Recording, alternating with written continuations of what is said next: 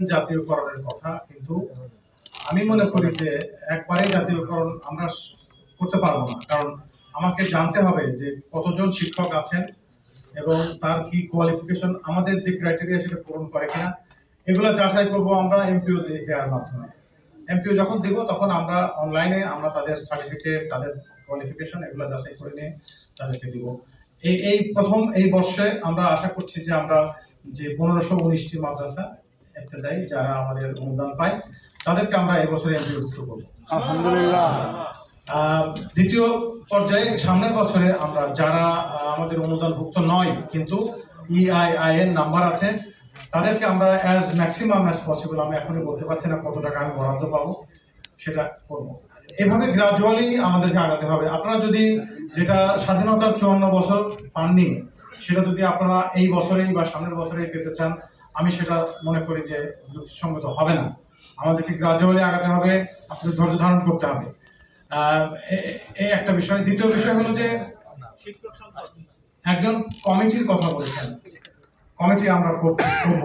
আমি কমিটির জন্য নাম খুঁজতেছি, আমার কিছু নাম পেয়েছি বাই দিস টাইম আমি, এবং নিঃসন্দেহে আজকের এই সেমিনারের মাধ্যমে হয়তো আমি আরও কিছু এক্সপার্টের নাম পাবো। আমি 2 ধরনের কমিটি করবো মাদ্রাসার জন্য। একটা ছোট বাট ওভারঅল একটা কমিটি করব, আর আমি 2টা স্ট্রিম অর্থাৎ মাদ্রাসা শিক্ষায় যে সাধারণ যে সাবজেক্টগুলো পড়ানো হয় সেগুলোর জন্য একটা কারিকুলাম কমিটি আমি করতে চাই, আর আরবি এবং ইসলামিক স্টাডিজের রিলেটেড যে সাবজেক্টগুলো আছে সেগুলোর কারিকুলামের জন্য একটা কমিটি। আমি নামগুলো তালাশ করছি, যদি এগুলো পাই তাহলে আমি তাড়াতাড়ি এই নামটা আমি প্রস্তাব করব আমার শিক্ষা উপদেষ্টা মহোদয়ের কাছে। 3 নম্বর হলো যে আমি একটু সময় নিচ্ছি, কারণ আপনারা সবাই গত 15-16 বছরের যে বৈষম্য বা তার আগেও যে আপনাদের বৈষম্য ছিল তা না, এগুলোর কথা বলছেন, কিন্তু আমার মনে হয় যে 1 বা 2জন বক্তা একটু আমাদেরকে আত্মসমালোচনা করার কথা বলেছেন। আমিও সেই কথাটি বলবো।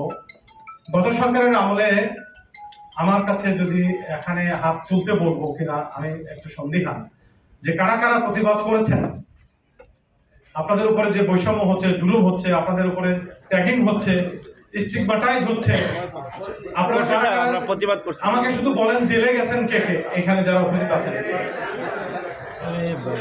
আচ্ছা, গুড গুড গুড, হাত নামান।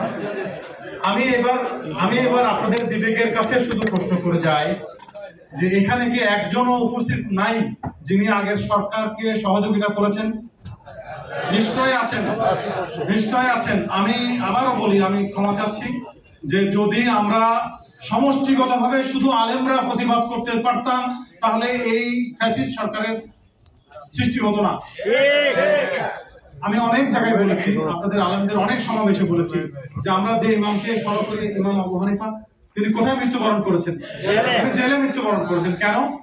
কারণ তিনি, সেটাও তো ইসলামী মুসলিম সরকারই ছিল, কিন্তু তিনি তার কাছে নথি স্বীকার করেন নাই, নতজানু হন নাই। আমি কথাও বলি যে আমরা নত হতে হতে আমি এভাবে উপমা হিসেবে বলি যে আমাদের মেরুদণ্ড আছে কিনা পরীক্ষা করতে হবে। সেই কারণেই আজকে আমাদের উপরে এতটা জগদ্দল পাথর চেপে বসেছিল। আল্লাহর রহমতে আমাদের সন্তানেরাই আমাদের দায়িত্বটা পালন করেছে। যে দায়িত্ব আমাদের ছিল আমরা পারি নাই, আমাদের সন্তানেরা সেই দায়িত্ব পালন করেছে। এখন আমরা এই সময়টা প্রপারলি কাজে লাগাতে